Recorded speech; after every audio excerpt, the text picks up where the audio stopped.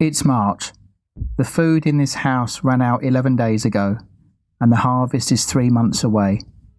They have no fridge, no freezer, no idea that bacteria exist. And they'll survive because of 4 moves. One of them is deliberately letting food rot. This family is a composite, a stand-in for millions of households across Europe. Every detail around them is real.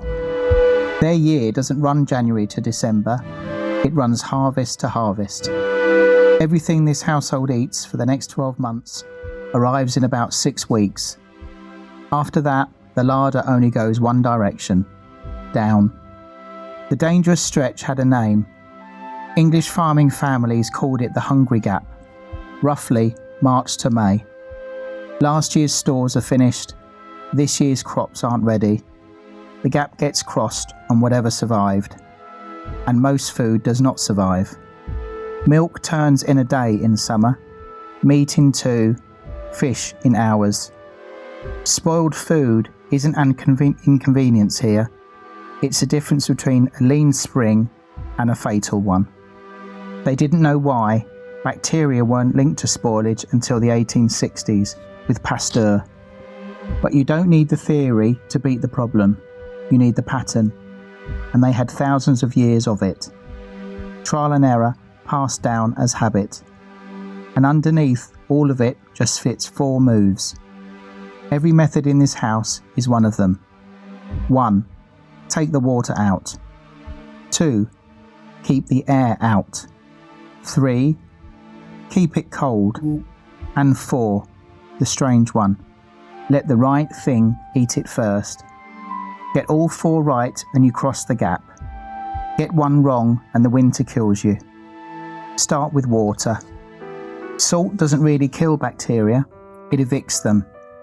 Packed against meat, it pulls the water out. Bacteria need water to live. Take enough away and the meat becomes a place where nothing can grow. A properly salted ham outlasts the winter. 2 winters if it has to. Which is why salt was never cheap. It was harvested, mined, fought over and taxed. France taxed it so aggressively that the salt tax became a standing grievance behind the revolution. You've heard Roman soldiers were paid in salt. That's one shaky, historians doubt it. The salt matters most in November. Across much of Europe, the killing season fell around Martinmas, the 11th. 1 animal taken apart completely and almost none of it wasted. Blood into pudding, fat rendered and saved, offal eaten first because it keeps worst. 1 correction, they did not kill every animal each autumn, that's a myth. Breeding stock was kept and fed through. Further north, they skipped salt entirely. In Norway, cod was split and hung on racks in the sea wind. Months in cold air, dry air leaves fish so hard you beat it with a hammer. It keeps for years. Stockfish fed Viking voyages and later half of Catholic Europe on fast days. The first move has a 3rd form, smoke. Meat hung above the hearth dries and takes on compounds that hold rot back. That's water, now air. Cook the meat, press it down, pour fat over the top and let it set into a lid. Sealed under fat in a cold larder, potted meat keeps for months. Honey does it without help. Too little water and too much acid for microbes to manage. You'll hear that honey from Egyptian tombs is still edible, repeated everywhere, and hard to actually verify. Ireland's bogs have given up butter buried for centuries. Cold, acidic, airless. Historians still argue whether it was storage or offering. Eggs went into lime water, sealing the shells for months. An unwashed egg keeps far longer than a washed one. So back to that family in March. This is what's left. Salt pork, dried peas, hard cheese. And 1 crock they've been letting go bad on purpose since September. that one's the reason they'll make it. The fourth move breaks the pattern. They stopped fighting decay and started aiming it. Shred cabbage, salt it, press it down under its own brine and keep the air off the top. Bacteria already on the leaves start eating the sugars and making acid. Within weeks, it's too sour for anything dangerous to live in. Sauerkraut keeps most of a year. Korea did the same with berry jars and got kimchi. Every food culture found this independently.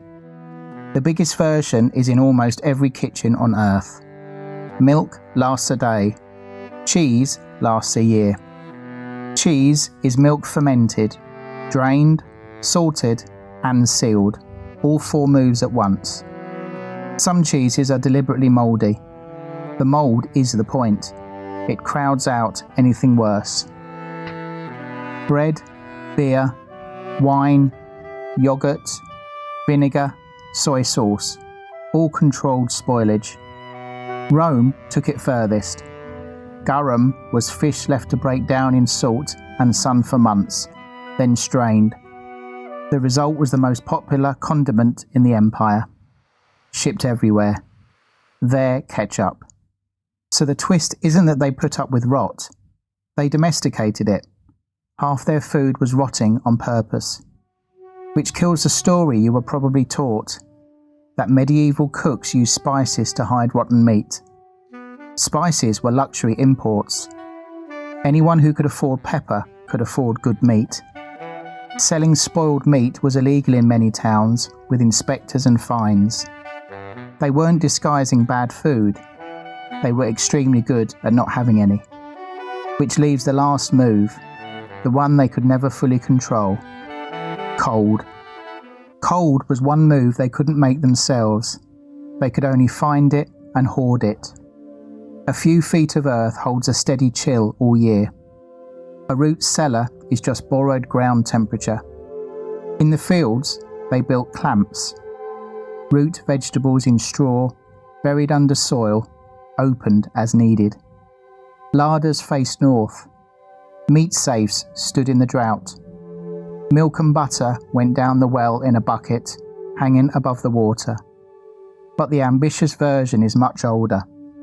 In Persia, they built ice houses in a desert that hits 40 degrees. A thick mud brick dome over a deep pit, with shaded channels and shallow pools alongside it. On clear nights, water in those pools loses heat straight to the open sky and freezes. The ice was cut and stacked below. Insulated well enough, winter ice lasted into summer. Europe's great houses did the same with lake ice. Then, in the 1800s, an American asked a stranger question. Could you sell winter itself? Frederick Tudor cut ice from New England ponds and shipped it to the tropics. His first voyage lost money. The fix was sawdust, a sawmill waste product packed tight around the blocks. By 1833, he was landing pond ice in Calcutta. Half of it melted on the way, and it still paid. Ice became a delivered household good. The icebox arrived, a cupboard with a block sitting in the top. And that's the real point. The ice trade taught people to expect cold food before machines could make it. The electric fridge didn't invent that expectation. It took over a job the Iceman was already doing. And it ended a problem every household on Earth had been solving by hand for thousands of years. So look in your fridge tonight. Bacon, cheese, pickles, jam, yogurt, vinegar. None of that is a flavour choice. Every one of them is survival technology that outlived its emergency. Your fridge is a hole in the ground with a motor bolted on. The job hasn't changed at all. And that family in March, they crossed the gap, salt pork, hard cheese, and a crock of sour cabbage. Which raises the next question. Food was only half the fight. The other half was heat. How did anyone survive a winter in a house with no insulation, no heating, and a fire that went out at night. That's the next one. It's on screen now.